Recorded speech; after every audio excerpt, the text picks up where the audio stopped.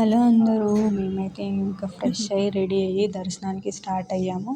మధ్యలో వేడిగా బజ్జీలు తిందామనేసి తినేసాము.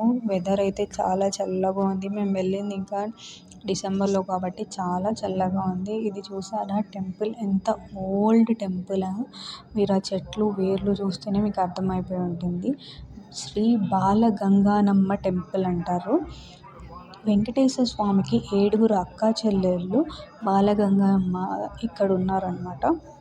7 అక్కా చెల్లెళ్ళు కూడా తిరుపతి తిరుమలలో ప్రతిష్ఠ అయ్యి ఉన్నారు. మనం అక్కడ వాళ్ళని ఎవరిని అడిగినా చెప్తారు ఆ టెంపుల్స్ ఎక్కడున్నాయి ఏంటి. ఇక్కడ మాత్రం ఒక బాలగంగానమ్మ టెంపుల్ తిరుమలలో ఉంది. తిరుపతిలో కూడా జాతర చేస్తారు, గంగమ్మ జాతర అని చేస్తారు. మే మంత్లో వస్తుంది. ఇక్కడైతే బాలగంగమ్మని దర్శించుకోండి. మేము తిరుపతి వచ్చిన ప్రతిసారి కింద గంగమ్మని చూసుకొని అండ్ పైన తిరుమలలో బాలగంగమ్మని చూసుకొని మేము తిరుపతి టూర్ అనేది కంప్లీట్ అవ్వదు మాకు.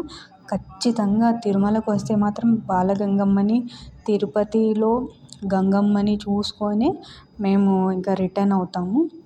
ఇక్కడ చూస్తారా, అక్కడ బాలగంగమ్మని దర్శించుకొని ఇంకా టెంపుల్ ముందుగా అయితే వచ్చాము. ఇక్కడైతే మనకి బేడి హనుమాన్ టెంపుల్ ఉంటుంది.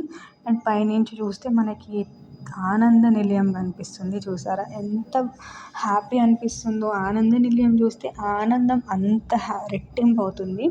మీరు కూడా చూసుకొని దండం పెట్టేసుకోండి. తిరుమల వాసుని, ఆనంద నిలయంలో కొలువై ఉన్న కలియుగ ప్రత్యక్ష దైవంని చూసుకొని దర్శించుకోండి. ఇది మనకి పల్లకీ సేవ. ఈవినింగ్ సహస్ర దీపాలంకరణ సేవ అయ్యాక స్వామివారిని మాడ వీధుల్లో ఊరేగిస్తారు.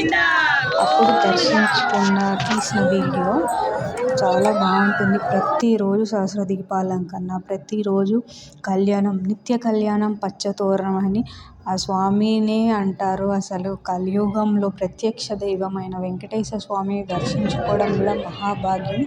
ప్రతిరోజు సహస్ర దీపాలంకరణ చేసుకొని మాడవీధుల్లో ఊరేగింపుతో అందరినీ దర్శింపజేసి ఏనుగులతో, కోలాటాలతో ఆయన ఊరేగిస్తూ అందరికీ దర్శనం ఇస్తారు. దర్శనం అయితే మాది